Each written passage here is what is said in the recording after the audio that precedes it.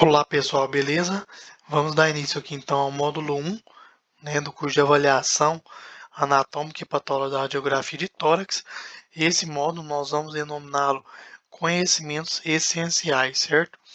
Então, quais são aí os conceitos básicos, né, que a gente precisa ter o conhecimento essencial para a gente fazer aí uma boa avaliação de um exame numa radiografia de tórax, tá? Então é preciso ter, pessoal, uma visão básica de alguns fatores técnicos, né, que afetam a radiografia de tórax, né, e ao menos sabe conhecer aí quando surge um determinado aspecto que não é decorrente de uma patologia, mas de uma técnica que deixa a desejar, né. Isso quer dizer o seguinte, pessoal, a gente tem que aprender agora a avaliar se uma falha na imagem, né, uma verificação da imagem, se ela é uma patologia ou se ela é uma técnica mal executada. E a gente vai ver aqui então como as técnicas de realização podem interferir aí na avaliação do exame, certo?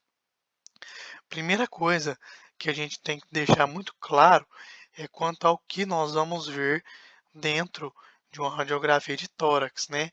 Quais são os aspectos que nós vamos ver dentro de uma radiografia de tórax, né? Eu coloquei aqui uma tabela de atenuação do feixe, né, que todo mundo conhece aí, ou espero que todo mundo conheça, tá?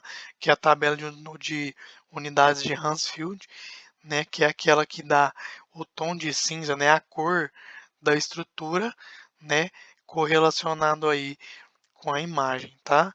Então, sempre que você vê uma imagem radiológica, tá? É, as imagens escuras, pretas, digamos assim, né, estão relacionadas a ar ou gás. No caso da radiografia de tórax, a gente tem os pulmões aí repletos de ar ou gás, né? Então a gente vai observar ele sempre na cor escura, certo? Gordura, pessoal, geralmente a gente vê na cor cinza escura, tá? Não é preta, mas é uma cor acinzentada escura, tá? Partes moles, pessoal, acinzentada somente, não é escura, só acinzentada. E ossos ou cálcio, as imagens são brancas. Então a gente precisa entender isso para quando a gente vê uma imagem, a gente ligar aí, correlacionar a coloração com a estrutura, certo? Então aqui, pessoal, nós temos aqui uma radiografia de tórax normal, feita em PA, tá? E a técnica padrão aí permite, né, a comparação aí do coração em relação a qualquer radiografia em PA prévio ou subsequente. E aqui a gente observa, né, aqueles parâmetros que foram falados no slide anterior. Olha só, aqui nós temos, ó, o pulmão bem preto, né, ou seja, uma capacidade aí de preenchimento de ar grande. Aqui a gente vê também a traqueia cheio de ar, né, também uma linha preta, tá?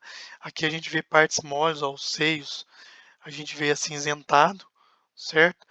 Os ossos aqui mais voltados para a coloração branca, né?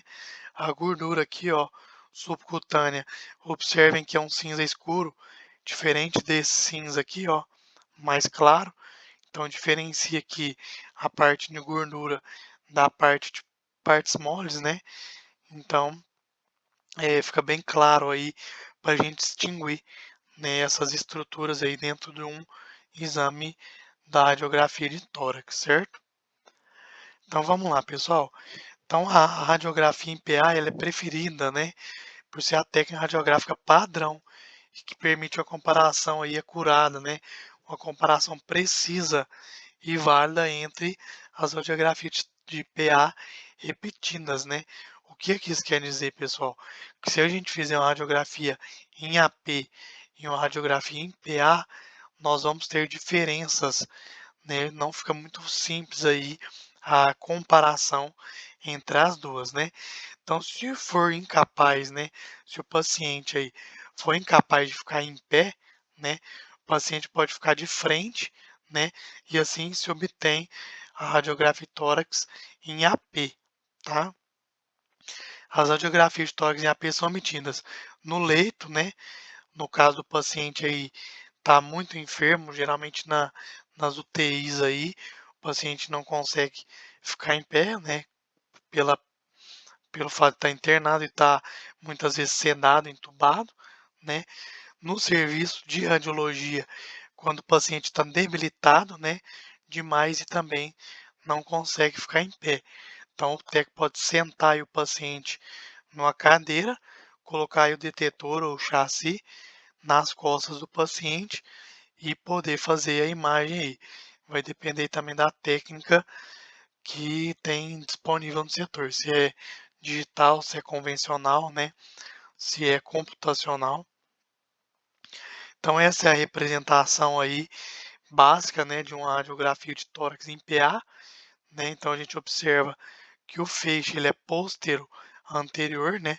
Ele vem da parte posterior para anterior. A distância recomendada aí é 1,80 m, né? Entre o tubo e o chassi, né? E resulta em feixes minimamente divergentes, né? Que isso proporciona para a gente, né? Quanto menos divergente for o feixe, né? Mais nós conseguiremos visualizar as estruturas ali do tamanho convencional, né? Do tamanho que elas realmente são, tá? Isso aí é uma representação de uma radiografia no leito, né? Então a gente observa o paciente deitado, o feixe vem antero-posterior, né? Um detalhe bem importante aí é que geralmente nesses casos, tá? A imagem, né? O feixe, digo, ele não tem 1,80 m do feixe até o chassi. E isso aí nós vamos observar que também vai ser aí um fator prejudicial à imagem, certo? E por último aí, para o paciente debilitado que ele tem a condição de ir até o setor de imagem, mas não tem a condição de ficar em pé, pode sentar o paciente aí, né? Colocar aí o chassi nas costas do paciente e realizar o exame. Qual que é a vantagem desse aí em relação ao exame do leito? Nesse, apesar de ser AP, nós conseguimos aí colocar aí o feixe numa distância de 1,80 m até o chassi, certo? Bom, pessoal, isso é tudo então. Até a próxima aula.